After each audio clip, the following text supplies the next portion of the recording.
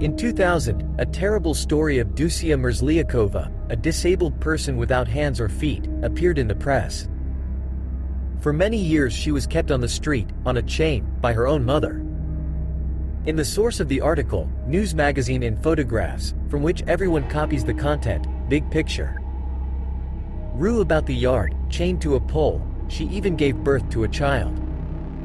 Fortunately, this story has a relatively good ending. They took care of Deuce and did not let her die. Hello, dear readers. I had heard the sad story about Dusa Merzliakova for a long time and, to tell the truth, I was not going to write about it. However, the harsh reality that such events occurred unhindered in a civilized society, and that both then and now there are categories of people living separately and observing only their own laws, forced me to tell you this difficult everyday story. I wouldn't be surprised if these truly wild people lived not only in the last century, but in modern reality there are also domestic tyrants for whom the law is not written. Most Soviet-era people were absolutely confident that laws and order were strictly observed in the USSR. The crime rate was probably lower than it is now. But at all times there have been, and perhaps still exist now, a class of people to whom law enforcement agencies and other official representatives do not pay attention. In the left bank remote taiga of the middle reaches of the Yenisei, where the Bolshoi Kass originates, 10 kilometers from the Puchaglazika River, the Merzliakov farm, famous among hunters and loggers and in the past quite rich in animals, fish and berries, is located. In these picturesque places, hundreds of kilometers away from civilization, the beginning was laid not only of fishing, but also of events, the echo of which from the last century has crossed over into our days and continues to shake the imagination of many contemporaries. Everyone in the world knows and calls her Polina. At the age of 18, Pelagia Vavilovna Merzliakova gave birth to her first child, Dusia, from her first husband Arkady Tretiakov, who became one of the heroines of our story. Life with Arkady, who only wanted a son, did not work out, and the daughter, under successive stepfathers, remained with her mother's maiden name. Polina lived for 50 years in the remote taiga, where time was measured not by calendars, but by sunrises and sunsets. There was no special need for days and dates, fasts were not observed, and frequent guests brought a festive atmosphere in winter. From them we learned about news in the country and about changes in the area. Polina herself did not know how to read and write, and made no attempt to ensure that at least one of her 5 children received a primary education. Therefore, neither Dusia, nor the youngest daughter Zoya, nor the adult son, 2 sons died in childhood, can even sign their names. Polina confuses both the years of birth of her children and the dates of main events in the family, but clearly remembers the names of the doctors who treated Dusia. Life on the farm was never hungry. The taiga nurse gave everything: meat, mushrooms, fish, honey, berries, nuts, medicine, fur, fuel, feed for cows, horses, pigs. It is clear that this was achieved through considerable labor of all household members, from young to old. There were enough supplies not only for themselves, but also for many who came, especially in winter, lovers of taiga delicacies, who in return brought necessary city goods for borrowing. There was no shortage of strong meat at the table. This mash most likely became the cause of her children's dementia. They were conceived in a drunken stupor. They were not born out of great love, but since, by nature, they could not help but be born, then they lived, from infancy absorbing the harshness of the world around them and the joy of a hangover.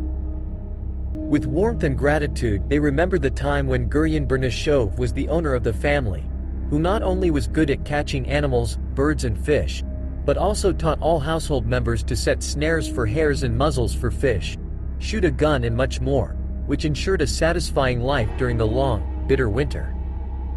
Growing up, the girl became more and more attached to her stepfather Guryan. She readily carried out his tasks and especially loved, like the other children, the gifts and sweets brought from the city.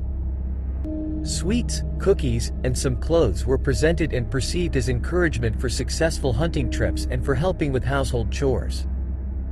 Trouble struck 20 years ago, at the end of November, when, in the absence of her stepfather, 15-year-old Ducia went into the taiga alone. She checked old ones and set new ones for hares and got lost in a snowy, frosty forest. She did not return home either that day or the next. I couldn't follow her because that day I was giving birth to my youngest daughter, Zoya, says Pelagia Vavilovna. On the third day, Gurian returned and went in search, but returned with nothing. He found her only the next day. She fell into a stream, stood in the water for 2 days and could not get out on her own. Her hands and feet were frostbitten.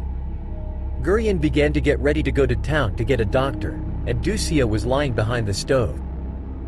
It is unknown how many days the 50-year-old hunter walked to Yeniseisk along a logging road, for 160 kilometers, fighting every minute with frost, fatigue, sleep, and also risking being in a deserted taiga alone with the beast. And after 2, or maybe 3 weeks, filled with excruciating, unbearable pain, when an ambulance helicopter arrived, the young hunter was already without hands and feet. I broke it off for her myself. They broke off on their own. Frostbitten, like dry branches. I put together a box and buried it. I remember where this place is. Polina said simply, without emotion or detail. She said it as if she were really talking about dry branches for the fire. And when she added that she trimmed the tendons with scissors and wiped the frostbitten and wounded areas with undiluted alcohol, one of us urgently needed nitroglycerin. Ignorance of the situation and the consequences of simultaneous frostbite of all extremities, and the instinct of motherhood dictated to her how to save the life of the child. Not caring about eloquence, Polina spoke about what she had done as a duty, which, let's face it, not every woman is able to perform. The anesthesia for this monstrous operation was alcohol. According to Ducia's story, she was drunk to the point of unconsciousness, and when she came to her senses, she was already without feet and hands. It saved her life. True, she was unable to clarify whether this happened in the hospital or at the shelter. Ducia spent almost 6 months in the hospital. According to the Yenisei doctors who operated on and treated the victim, at least 3 weeks passed from the moment of frostbite to the extremities until admission to the hospital.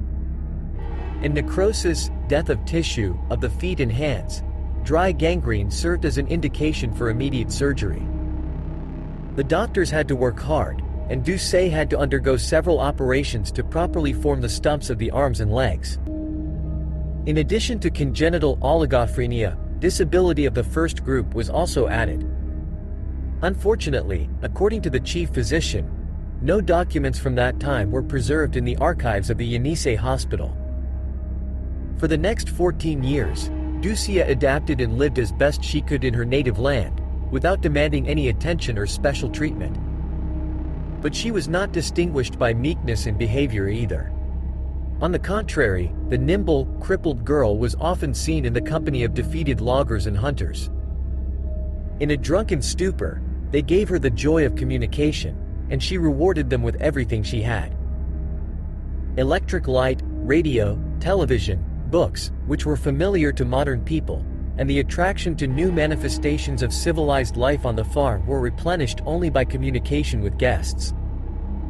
Lost in the distant taiga, the family found itself on the sidelines of a rapidly developing social life. The progress of the second half of the 20th century did not touch it in any way. The world of this family, especially in winter, was often invaded not only by loggers and hunters, but also by district police officers, village council workers, representatives of hunting inspectors and fisheries protection. The problems, way of life and life of people living in the taiga did not evoke negative emotions in them. Why? Yes, because there was nothing unnatural in the primitiveness of their everyday life. On the contrary, I saw something strong, more important, more significant than television shows and a food processor. It was a family where parents and children provided for themselves with daily work, surviving in the harsh conditions of an area equated to the far north. Life changed dramatically with Gurian's death.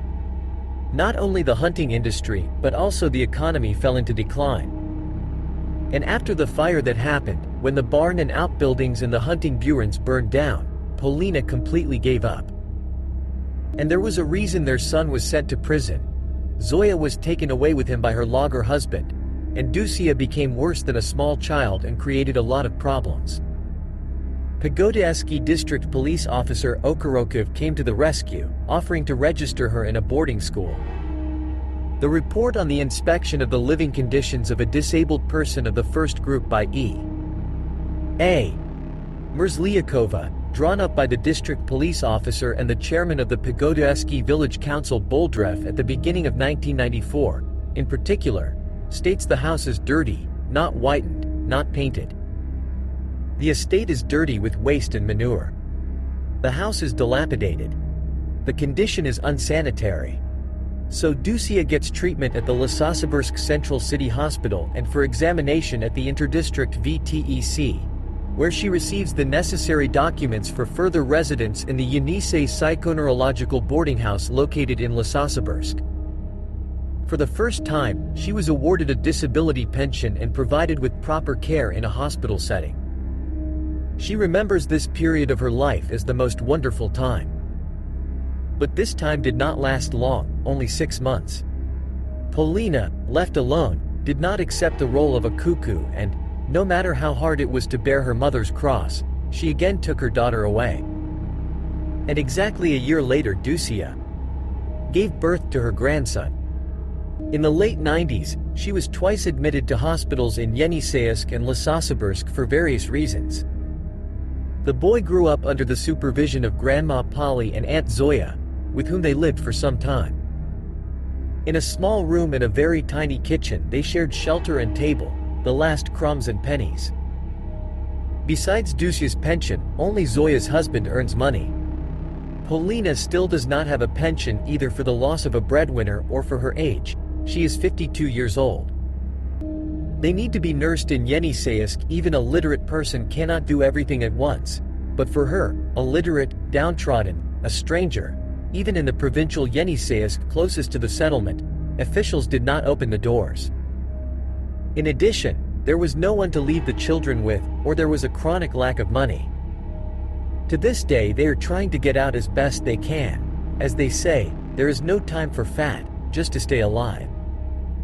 A new turn in the fate of the Merzliakovs came in November 1999, when Anastasia Gorcheneva, a resident of Yeniseisk and a distant relative of the Bernishevs, took Dusia from the hospital to her home. The 66-year-old pensioner felt sorry for the unfortunate woman and decided to devote her last years to her and her son. I knew about Dusia and Vanyushka for a long time. The earth is full of rumors, says Anastasia Ivanovna. Both visiting hunters talked, and people in the city. And then when I found out that they were here, nearby, in the Yenisei hospital, I immediately made up my mind. Of course, I had to go around a lot with the authorities. Vanyushka was completely without documents. While I was filling out the documents, while I was going through the courts, 6 months passed. Baba Nastia doesn't want to hear about Polina and constantly repeats that as long as she's alive, she won't give up Dusia and Vanya to her. He speaks about their life on the farm in the darkest terms, although he admits that he knows this from hearsay and mostly from Dusia's words. Over the past 15 months, Anastasia Ivanovna has consolidated this wonderful spiritual impulse with very detailed deeds. She bought a cow, so that the boy could drink his milk to the fullest, and installed a bathhouse. She achieved it, and last fall they brought a stroller for Dusia from the Regional Red Cross. She is preparing for a trip to Krasnoyarsk for prosthetics and at the same time is working on guardianship of Vanyushka.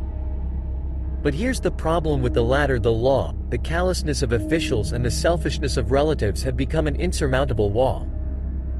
The authorities propose to hand over the child to an orphanage, where, in their opinion, he will be better off. Personally, the head of the district believes that as long as Anastasia Ivanovna is in power, Dusia and Vanya should be with her. This issue has been studied for a year now, and a wave of speculation and gossip has arisen around it.